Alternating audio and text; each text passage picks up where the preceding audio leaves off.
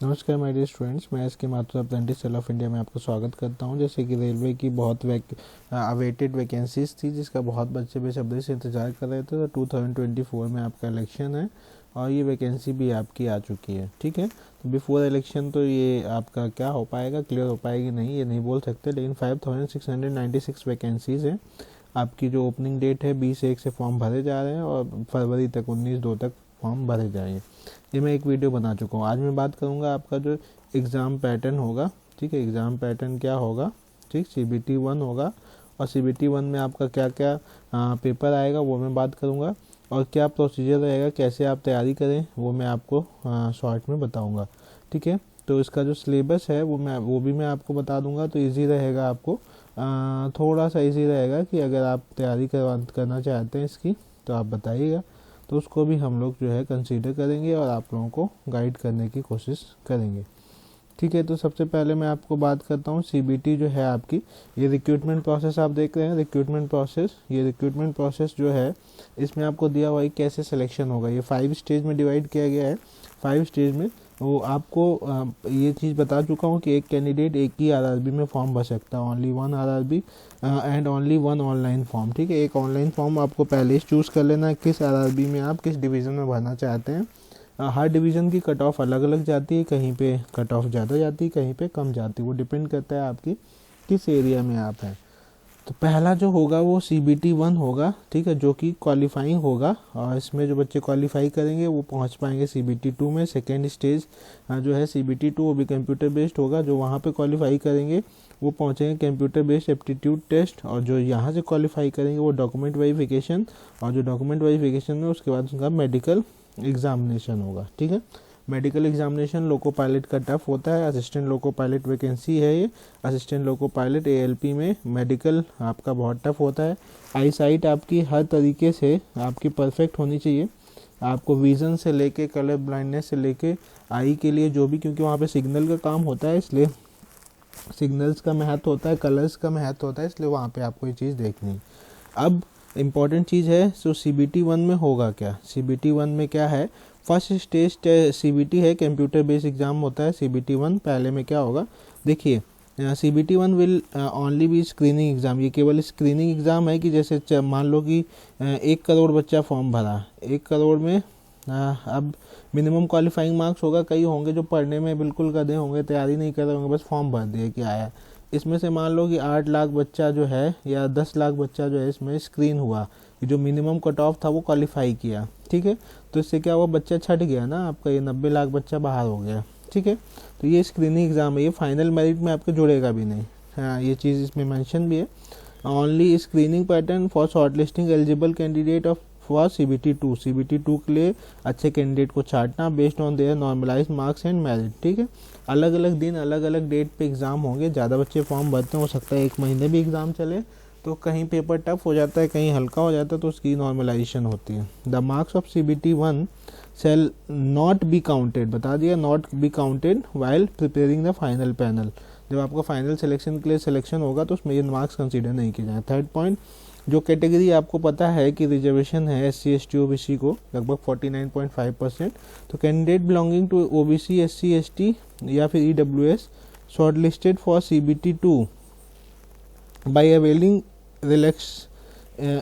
Relax standard of the age. अगर देखिए जैसे मान लीजिए OBC की जो एज है वो 25 साल तक लेनी है, तो OBC को अगर 3 साल का एज रिलैक्सेशन मिल रहा है और कोई कैंडिडेट यहाँ पे 25 मांगा गया लेकिन वो है 28 का एज रिलैक्सेशन ले लिया, तब उसके मार्क्स ज़्यादा होंगे, फिर भी वो OBC में नहीं जा पाएगा, फिर भी वो जनरल में नहीं जा पाएगा, वो एज अ OBC कैंडिडेट ही रहेगा। और कोई बच्चा है 25 ईयर मिनिमम एज जनरल के लिए भी है, तो उसके मार्क्स अगर आते हैं ज़्यादा तो वो जनरल में कंसीडर किया जाएगा। वही लिखा है कि अगर आपने एज रिलैक्सेशन ले लिया तो आप जो है फिर जनरल कैटेगरी में नहीं जा पाएंगे। Continue to be treated as a candidate of their respective reserved community only for all the subsequent stages. इसके बाद जितनी भी स्टेजेस होंगी सब में आप उसी कैटेगरी में कंसीडर किए जाएंगे। ठीक है, पेपर पैटर्न क्या है ये ध्यान से देख लीजिएगा। 60 क्वेश्चंस और 60 मिनट। ठीक है, ये 60 मिनट और 75 क्वेश्चन, मतलब 1 घंटे में आपको 75 क्वेश्चन करने हैं। ठीक है 75। इसमें नेगेटिव मार्किंग भी है, एक क्वेश्चन जो है 1 नंबर का है, अगर आपने एक क्वेश्चन सही किया तो आपको 1 नंबर मिल गया, ठीक है। अगर आपने दूसरा क्वेश्चन गलत कर दिया तो आपका 1/3 माइनस हो गया, ठीक। फिर आपने तीसरा गलत कर दिया, 1/3 माइनस हो गया, चौथा गलत कर, लगातार 3 गलत हो गया तो आपका जो एक सही है वो भी चला जाएगा, ठीक है। तो ये आपकी नेगेटिव मार्किंग है, ये दिया है 1/3 of marks of for each wrong. अगर आपने किसी का आंसर नहीं दिया तो उसमें नेगेटिव नहीं होगा, गलत दिया तो आपका 1/3 हो जाएगा टोटल मार्क्स। जैसे आपने यहाँ कितने क्वेश्चन हैं आपके 75 क्वेश्चन हैं, 75 क्वेश्चन किसी ने सब अटेम्प्ट किए हैं, तो ठीक सब उसने किया, उसने अंधी चुक्की जो है सब कुछ मार दिया। तो 75 में उसने जो सही किए हैं, करेक्ट जो किए हैं, उसने मान लो 40 किए हैं, 45 करेक्ट किए हैं, ठीक है। उसने सब किया, कुछ छोड़ा नहीं। तो उसका जो रॉन्ग जो उसने किए हैं वो कितने बचे आपके इसमें 30 जो है उसने गलत कर दिए, ठीक है। तो ये इसको एक क्वेश्चन का 1 नंबर कितने मार्क्स मिल गए 45 मार्क्स मिल गए। इसने गलत कर दिए 30, ठीक है। एक में कितना है 1/3 माइनस है तो इसके 10 नंबर कट गए, ठीक है, -10 हो गए। तो इसके मार्क्स जो स्कोर हुए कितने 45 मार्क्स स्कोर कर रहा था, लेकिन इसने 10 जो है माइनस कर दिए तो इसके 35 मार्क्स आ गए, ठीक है। तो ये चीज़ें समझ लीजिए, इसका फाइनल जो मार्क्स आया वो 35 आ गया, ठीक है।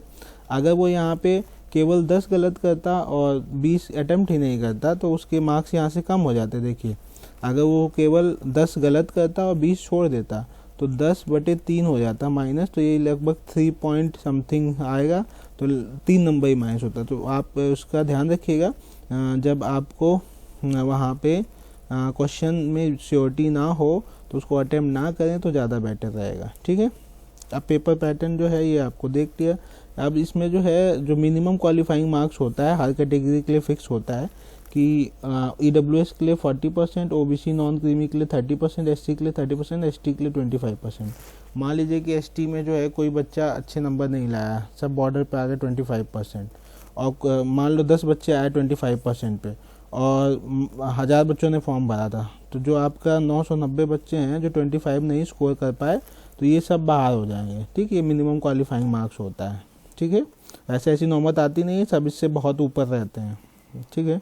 The standard of question of CBT 1 जो होगा वो आपका नॉर्मल होगा, जो आपकी क्वालिफिकेशन मांगा गया उसी के अकॉर्डिंग होगा, एजुकेशनल स्टैंडर्ड के हिसाब से, ज़्यादा हाई लेवल नहीं होगा, और जो पोस्ट आपकी उसके हिसाब से होगा। Questions will be objective type ही होंगे विथ मल्टीपल चॉइस आंसर, आपको वो आपने ऑब्जेक्टिव ABCD ऑप्शन होंगे वो। अब सिलेबस देखिए ज़्यादा टफ नहीं है, जो आप ITI में जो आपका सिलेबस है मेनली मैथमेटिक्स जो आप पढ़ते हो, number system, BODMAS, decimal, fraction, LCM, SCF, proportion. अगर आप लोगों को लगता है कि इसके वीडियो बना दूं तो आप मुझे कमेंट करके बताइएगा, ज़्यादा लोगों का रिस्पांस आएगा, ज़्यादा लोग वीडियो शेयर करिएगा एक दूसरे से। अगर रिस्पांस आएगा तो मैं पूरा जो है आपका इसका एक क्लास चला के आपके लिए वीडियो तैयार करवा दूंगा। मेंटल एबिलिटी में आपका analogy, alphabetical and number series, coding and decoding, mathematic operation, relationships, syllogism, jumping, Venn diagram, data interpretation, ये सब आपका मेंटल एबिलिटी हो गया, ठीक। रीजनिंग भी बोलते हैं उसका। जनरल साइंस आ गया, नॉर्मल साइंस जो होती है आप ITI लेवल पर जो पढ़ते हो, फिजिक्स, केमिस्ट्री और लाइफ साइंस, ठीक। और क्लास 10th स्टैंडर्ड की जनरल अवेयरनेस आपका करंट अफेयर हो गया, साइंस एंड टेक्नोलॉजी हो गया, स्पोर्ट, कल्चर, ये सब हो गया जो आपका डेली से रिलेटेड है, पॉलिटिक्स हो गई, इकोनॉमिक्स हो गई। जो बच्चा CBT 1 पे क्वालिफाई करेगा वो बच्चा बुलाया जाएगा CBT 2 के लिए, ठीक। CBT 2 ये आ गया आपका सेकेंड स्टेज का टेस्ट, ठीक है। और इसमें लगभग 15 टाइम्स बच्चे बुलाए जाएंगे। तो वैकेंसी मान लो अगर 6000 मैं राउंड फिगर में कर लेता हूँ तो 6000 को 15 टाइम्स आप कर लो तो इतने कैंडिडेट जो होंगे टोटल वैकेंसी के वो बुलाए जाएंगे सेकेंड एग्ज़ाम CBT 2 के लिए। अभी भी बच्चा यहाँ पे भी ज़्यादा होगा, ठीक है। अभी तो मेन टास्क आपका CBT 1 ही है, CBT 2 में भी आपको ज़्यादा समय नहीं मिलेगा तो इसको भी आपको देख के चलना है। इसमें 2 पेपर पैटर्न है, सिलेबस जो होगा CBT 2 का वो आपके पार्ट A और पार्ट B में डिवाइड किया गया है, ठीक। टोटल 2 आवर्स एंड 30 मिनट, ठीक है। और टोटल क्वेश्चन 175। पार्ट A जो है 90 मिनट का होगा, 100 क्वेश्चन होंगे, ठीक है। 100 क्वेश्चन आपको मतलब एक क्वेश्चन में 1 मिनट से कम देना है, प्रैक्टिस करनी पड़ेगी। पार्ट B जो है आपका 60 मिनट और 75 क्वेश्चन। नेगेटिव मार्किंग वही है, normalisation will be done on the CBT held by multiple shift, आपके अलग अलग शिफ्ट में होगा, उसके भी आप में नॉर्मलाइजेशन हो जाएगा। जो पार्ट A है जो आपका कितने क्वेश्चन है 100 क्वेश्चन, पार्ट ए में आपके 100 क्वेश्चन है, पार्ट बी में आपका ए और बी आपका डिवाइड कर दिया इन्होंने। इसमें क्वेश्चंस जो हैं आपके 100 क्वेश्चन है और इसमें जो आपके क्वेश्चन है बी में 75 क्वेश्चन है। मार्क्स जो है ये आपका मिनट जो है, टाइम जो है वो आपका 90 मिनट है इसमें, और इसमें आपका 60 मिनट आपको टाइम मिलेगा। ठीक है, तो आपको देख रहे हैं एक क्वेश्चन में आपको 1 मिनट से भी कम मिलेगा। तो पार्ट ए जो है वो आपका क्वालिफाइंग वही है, वो 30%, 25%। Only the marks scored in the part A shall be counted for short listing of the candidate for the further stage. जो पार्ट ए होगा केवल उसी के मार्क्स को कंसीडर किया जाएगा बच्चों की मेरिट बनाने के लिए, candidate for further stages of their recruitment. इसके बाद जो थर्ड स्टेप है उसके लिए provided the candidate irrespective of the community is able to secure qualifying marks for part B. Part B में आपको कैटेगरी वाइज कोई भी मिनिमम क्वालिफाइंग मार्क्स अलग अलग नहीं है, पार्ट बी में सबको 35% के ऊपर स्कोर करना है। ठीक है, पार्ट बी में जो है आपका 75 क्वेश्चंस हैं और 60 मिनट, 1 घंटे का समय है। इसमें किसी को अलग अलग नहीं कंसीडर किया गया है, सबको 35% मार्क्स मिनिमम लाना है। सिलेबस आप देख सकते हैं, मैथमेटिक्स, जनरल इंटेलिजेंस, ये आपका पार्ट ए का सिलेबस है। ठीक है, बेसिक आपका मैथमेटिक्स हो गया। देखिए पार्ट ए और CBT 1 और 2 की तैयारी आप लगभग सेम लेके चलें। ठीक है, बात के लिए मत छोड़िएगा। जनरल इंटेलिजेंस है, रीजनिंग, आप ये पूरा वही सिलेबस हो गया। बेसिक साइंस इन इंजीनियरिंग ये ऐड हो गया आपका। Broad topic covered under the engineering, drawing, projection, ये सब आप जो व्यूज़ पढ़ते हो।